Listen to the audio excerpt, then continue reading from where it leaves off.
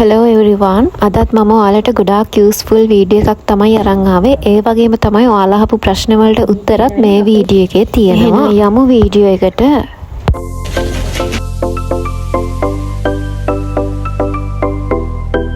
දැන් අපි හැමෝටම තියෙන ලොකුම ප්‍රශ්නයක් තමයි අපේ බොඩි එකේ කලර් එක ඊවන් ගතියක් නැති එක. ඒක ඇත්තටම ගොඩාක් අයට තියෙන ප්‍රශ්නයක්. මම දකින විදිහට ඒකට ගොඩාක්ම හේතු වෙලා තියෙන්නේ මේ හිරු එළිය. හිරු එළියට අපේ ස්කින් එක ගොඩක් ඩැමේජ් වෙනවා. ඒ වගේම මෙලනින් නිෂ්පාදනය වැඩි වෙලා අපේ ස්කින් කලර් එක ඩාර්ක් පැත්තට හැරෙනවා. දැන් අපි බලමු ඒක නැති කරගන්න. නැති කරගන්න කියන්නේ අවම කරගන්න අපි මොනවද කරන්න පුළුවන් දේවල් කියලා. ඉස්සෙල්ලාම කියලා ඉන්නම් මේක එක දෙයකින් විතරක් නැති කරන්න පුළුවන් දෙයක් නෙවෙයි. ඒ කියන්නේ සමහර අය කියනවා මේ අවුවට කළු වෙලා තියෙන්නේ මගේ හැම ඉතින් මට ක්‍රීම් එකක් කියන්න මොකක් හරි කියලා. ඉතින් එහෙම ක්‍රීම් එකකින් විතරක් මේක නැති කරන්න පුළුවන් දෙයක් නෙවෙයි. මේ තියෙන්නේ මම ගෙදරම හදන ඔයිල් එකක්. මේක මම ගොඩාක් වෙලාවට මගේ බොඩි එකට පාවිච්චි කරනවා. මම මූණට නම් මේක පාවිච්චි කරන්නේ නැහැ. ඉතින් මේක හදන වීඩියෝ එකක් මම කලිනුත් දාලා තියෙනවා. හැබැයි මම එක පාරක් වීඩියෝ එකක් දැම්මම ගොඩාක් අය අහලා තිබ්බ මේක හදන විදිහ කියන්නේ කියලා. ඉතින් මම හිතුවා ආයෙත් අලුතෙන් හදන විදිහ කියලා දෙන්න ඕනේ කියලා. මේන් ඉන්ග්‍රීඩියන්ට් එක විදිහට අපිට ඕනේ සුදු පොල් තෙල්. මේක හොඳ පොල් තෙල් එකක් ගන්නවා නම් ගොඩක්ම හොඳයි. මම ගන්නෙ මෙන්න මේ බරක එකේ එන වර්ජින් කොකනට් ඔයිල් එක. ඊළඟට පිරිසිදු තෙත පොඩ්ඩක්වත් නැති වියලි භාජනයක් අරන් ලිපේ ගින්දර අඩුවම කරලා එක ලිපේ තියලා ඔයාලා මේකෙන් ඔයිල් එකෙන් මම නම් සාමාන්‍යයෙන් ඔයිල් එකෙන් භාගයක් වගේ තමයි දාගන්නේ. ඊළඟට ඒක ටිකක් රත් වීගෙන එද්දි ඔයාලා මේ විදිහට ගාගත්ත කැරට් අලයක් දාගන්න ඕනේ. මේක අවුවේ වේලලා තියෙන්නේ තෙත පොඩ්ඩක්. ඉතින් මේ ඔයිල් එක හදන වෙලාවට තෙත හැන්දක්වත් යූස් කරන්න එපා. මොකද මේක කල් තියාගන්න බැහැ නවක් වෙලා යයි එහෙම වුණොත්. දැන් මේ මම දාගන්නේ අවුවේ වේලගත්ත දොඩල්ලේ. ඒ වගේම අවුවේ වේලගත්ත පොඩි අමු කහ කෑල්ලකුත් මම මේකට ඇඩ් කරගත්තා. ඉතින් දැන් තියෙන්නේ මේක චූට්ටක් කලවම් කරලා ඉවර වෙලා විනාඩි 5ක් විතර අඩු ගින්දරේ මේක පොඩ්ඩක් එහෙම එහෙට මෙහෙට පෙරලා ගන්න. එච්චරයි. විනාඩි 5කට වඩා තියාගන්න අවශ්‍ය වෙන්නේ නැහැ. සතියේ සැරයක් මෙන්න මේ ඔයිල් එක ටිකක් රත් කරලා ඉවර වෙලා ඔයාගේ ෆුල් බොඩි එකේම ගාලා මසාජ් කරලා විනාඩි 45ක් ඊළඟට ඔයාට පුළුවන් ගෙදරම හදාගත්ත කොෆි ස්ක්‍රබ් එකක් පාවිච්චි කරලා ඔයාගේ ෆුල් බොඩි එකම හොඳට ස්ක්‍රබ් කරන්න. සන්බර්න්, සන්ටෑන්, ඒ වගේම ඩ්‍රයි වෙලා තියෙන ඔයාගේ ස්කින් එක ගොඩාක් දුර සුවපත් කරන්න මේ ට්‍රීට්මන්ට් එකට පුළුවන්. සතිය ගානේ මේ ට්‍රීට්මන්ට් එක කරොත් ඔයාගේ ස්කින් එක හොඳට ග්ලෝ කරගන්න, බ්‍රයිට් ලුක් එකක් ගන්න පුළුවන්. ඉතින් ඔයාට පුළුවන් නම් මේ ට්‍රීට්මන්ට් එක කරන්න කලින් හොඳ හොට් ෂවර් එකක් දාලා මේ ට්‍රීට්මන්ට් එක පටන් ගන්න. ඒකෙන් තවත් රිසල්ට් එක වැඩි කරගන්න පුළුවන්. මේ කැරට් ඔයිල් එකේ ප්‍රබල ප්‍රතිඔක්සිකාරක ගුණය නිසා අපේ ස්කින් එකේ තියෙන wrinkles පවා නැති කරගන්න පුළුවන්. ඉතින් කොෆි ස්ක්‍රබ් එක හදාගන්න ඉස්සෙල්ලාම මම මේකට කොෆි පවුඩර් දාගන්නවා. ඊළඟට සීනි දාගන්න ඕනේ. ඉතින් සීනි දාගද්දි කොෆි වලට වඩා දෙගුණයක් විතර වැඩිපුර දාගන්න ඕනේ.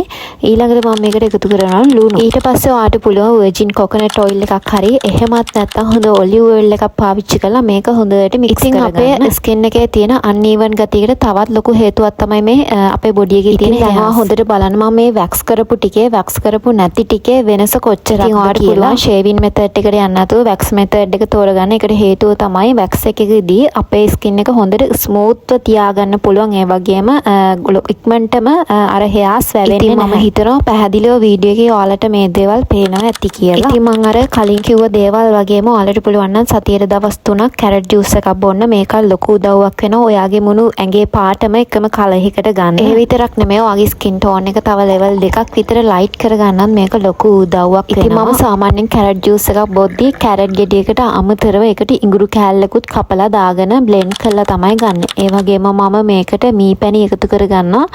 ඒ විතරක් නෙමෙයි දෙහි ගෙඩියකින් බෑයකුත් එකතු කරගෙන තමයි ඔක්කොම මික්ස් කරලා තමයි මම කැරට් ජූස් එක බොන්නේ. ඉතින් මේක හැමදාම බොන්න නම් හොඳ දෙයක් නෙමෙයි. ඒ නිසා තමයි මම කිව්වේ සතියේ දවස් 3ක් විතරක් මේක බොන්න. ඉතින් ඊළඟට මම ඔයාලට කියලා දෙන්න යන්නේ මම කරගන්න ඩීප් කන්ඩිෂන් ට්‍රීට්මන්ට් එක. මේක තනියෙන් කරගන්නවට වඩා සලෝන් එකකට ගිහිල්ලාට මාසෙකට සැරයක් කරගන්න පුළුවන් නම් ගොඩක් හොඳයි. ඉතින් මම මේ ඔයිල් එකත් මම ගෙදරදීමයි හදන්නේ. මම කඩේ ඔයිල් පාවිච්චි කරන්නේ නැහැ මගේ කොණ්ඩෙට. පොල් වේලලා ඒවා කපලා ඊට පස්සේ ඒක මෝල්ලට දීලා තෙල් හින්දලා ඒකට කරපිංචා අනම්මනම් ඒ සේරම ටික දාලා හරි අමාරුවෙන් තමයි මම මේ ඔයිල් එක හදන්නේ. ඉතින් ඔයිල් එක ඇප්ලයි කරන්න කලින් ඒක ටිකක් රත් කරලා ඉවර වෙලා ඒ කියන්නේ ස්කල්ප් එකට දාන්න පුළුවන් තරමට රත් කරලා මේක හොඳට මම මේ විදිහට සෙක්ෂන් කර කර ඇප්ලයි කරනවා මගේ ස්කල්ප් එකට. ඒ වගේම හෙයාර් එකටත් මම ඇප්ලයි කරනවා. ඉතින් දැන් සාමාන්‍යයෙන් ගත්තාම අපි ඔයිල් ට්‍රීට්මන්ට් එකකින් ෆෝකස් කරන්නේ අපේ කොණ්ඩේ වැවෙන එක, කොණ්ඩේ යන එක නතර කරන එක, අපේ කොණ්ඩේට ෂයින් එකක් වගේ ඒ වගේ දේවල් හරියටම ඇනලයිස් කරලා බැලුවොත් ඊට වඩා දෙයක් මේකේ තියෙනවා. මොකද කියනවා නම් අපේ ස්ට්‍රෙස් රිලීෆ් කරන්න, ඒ වගේම මයින්ඩ් රිලැක්ස් කරන්න,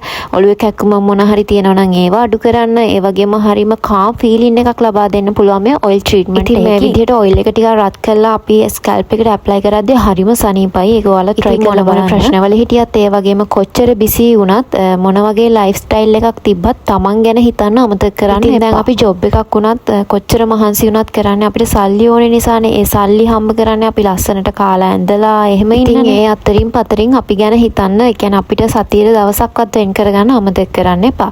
ඔයිල් එක හොඳට ඇප්ලයි කරලා විනාඩි 10ක් විතර වගේ ස්කැල්ප් එක හොඳට මසාජ් කරන්න. ඒකෙන් තමයි මේකේ ලොකුම වෙනිෆිට් එක. මසාජ් එකෙන් පස්සේ මම හොඳට මගේ hair එක ස්ටීම් කරගන්නවා. ඉතින් මේ විදිහට ස්ටීම් කරාම අපේ hairs වල තියෙන cuticle open වෙලා මේ ඔයිල් එක හොඳට absorb කරගන්නවා. ඉතින් ඊළඟට මම දෙපාරක් ෂැම්පු කරලා තමයි මම ඔයිල් කරන දවසට මගේ කොණ්ඩේ වොෂ් කරන්න. ඉතින් ඔයාලත් මතක් කරලා අනිවාර්යෙන්ම දෙපාරක් ෂැම්පු කරන්න. ඔයිල් පොඩ්ඩක්වත් hair එකේ රැඳෙන්න දෙන්න. ඊළඟට මෙන්න මේ වගේ ලොකු දැඩි පණාවක් කරන් මං කොණ්ඩේ හිමීට කැඩෙන්නේ නැති වෙන්න යට ඉඳන් උඩට පීර ගන්නවා. ඉතින් මේ වැඩේ නම් පොඩ්ඩක් ඉවසීමෙන් කරගන්න. මොකද කොණ්ඩේ දැන් වෙට් වෙලා තියෙන. එතකොට අපේ කොණ්ඩේ තෙත පිටින් තියෙන ගොඩාක් දුර්වල වෙනවා. ඒ නිසා හිමීට කොණ්ඩේ කැඩෙන්නේ නැති වෙන්න පීර ගන්න. ඊළඟට මෙන්න මේ ඩ්‍රීම් රෝන් එකේ එන hair spa එක පාවිච්චි කරලා තමයි මම අද කන්ඩිෂන් ට්‍රීට්මන්ට් එක කරගන්න යන්නේ. ඉතින් මේක ඇත්තටම හොඳයි. ඉතින් විශේෂයෙන්ම hair bleach එකක්, rebonding, relax එකක් වගේ දෙයක් කරලා තියෙනවා නම් සති දෙකකට සැරයක් වුණත් කමක් නැහැ මේ වගේ ට්‍රීට්මන්ට් එකක් කරගන්න. මම නම් සාමාන්‍යයෙන් මේක මාසෙකට සැරයක්, මාස දෙකකට සැරයක් වගේ තමයි කරගන්නේ. මොකද මම කල එකක් දැම්මත් ඒක බ්ලීච් කරලා නෙවෙයි දාලා තියෙන්නේ. ඒ නිසා මට එහෙම ලොකු අවුලක් නැති නිසා තමයි මම ඒ විදිහට කරන්නේ. ඉතින් ඊළඟට මේක මම හොඳට උඩ ඉඳන් පල්ලෙහාට ඇප්ලයි කරගන්නවා හැම කෙස් ගහකටම යන විදිහට. ඉතින් ඔයාගේ කොණ්ඩේ ගොඩක් තික් නම් ගොඩාක් වොලියුම් එක වැඩි නම් ඔයාලට පුළුවන් මේක සෙක්ෂන් කර කර ඇප්ලයි කරන්න. ඉතින් ඔයාලට උදව්වට මේ වැඩේට කවුරු හරි ඉන්නවා නම් තවත් හොඳයි. ඉතින් මේක මේ විදිහට ඇප්ලයි කරලා ඉවර වෙලා ඔයා ගෙදර ඉන්න කෙනෙක් නම් ඔයාලට පුළුවන් මේක විනාඩි 45ක් විතර තියන්න. එහෙමත් නැත්නම් සැලෝන් එකකින් කරනවා නම් මේක අනිවාර්යෙන්ම ස්ටීම් කරන්න ඕනේ. ඉතින් මම මේකට ස්ටීම් කරන්න ඕනි කියන්නේ මේ කන්ඩිෂන් ට්‍රීට්මන්ට් එකක් කරද්දී ඒක ඇප්ලයි කරලා ස්ටීම් කරාම කියුටිකල් ඕපන් වෙලා මේක ඩීප්ලි හොඳට ඇබ්සෝබ් වෙනවා අපේ hair. ඉතින් අපේ hair එක හැදලා තියෙන ප්‍රෝටීන්, මොයිස්චර්, ඒ වගේම ලිපිඩ්ස්, පිග්මන්ට්ස්, මිනරල්ස් මේ වගේ ප්‍රතිශතයන් වලින් එකතු වෙලා පාරිසරික හේතු, ඒ වගේම අපි වයසට යනකොට, ඒ වගේම අපි කරන කෙමිකල් ට්‍රීට්මන්ට්ස් නිසා මේවා ටික ටික අඩු වෙගෙන යනවා. මේ වගේ ට්‍රීට්මන්ට්ස් කරන එක ගොඩාක් වටිනවා වගේ hair එකට. මම ඔයාලට දැන් කියලා දෙන්නම් අපේ ස්කින් ටයිප් එකට හරියන සන්ස්ක්‍රීන් එකක් කොහොමද තෝරගන්නේ කියලා. ඉතින් මේක ගැන කීප දෙනෙක්ම අහලා තිබ්බා. ඒ නිසා මම හිතුවා මේ ගැන කියන්න ඕනේ කියලා. ඉතින් සාමාන්‍යයෙන් සන්බ්ලොක් එකක් ඒ වගේම සන්ස්ක්‍රීන් එකකින් කරන්නේ හිරු එළියේ තියෙන UVA, UVB කියන වලින් අපේ ස්කින් එක ආරක්ෂා කරන එක. හැබැයි මෙහෙම දෙයක් තියෙනවා. සන්ස්ක්‍රීන් එකක්, සන්බ්ලොක් එකක් අපි ගාලා එළියට ගියත් අපේ ස්කින් එක කළු නොවී තියෙන්නේ නැහැ, ඩැමේජ් නොවී තියෙන්නේ නැහැ. සන්ස්ක්‍රීන් එකක් ගන්න කියන්නේ ඒ ඩැමේජ් එක අවම කරගන්න ඕනේ නිසා. ඉතින් ඔයාලට තියෙන ඔයිලි ස්කින් එකක් නම් ඔයා අනිවාර්යෙන් තෝරගන්න ඕනේ ජෙල් බේස් හරි වෝටර් බේස් හරි සන්ස්ක්‍රීන් එකක්.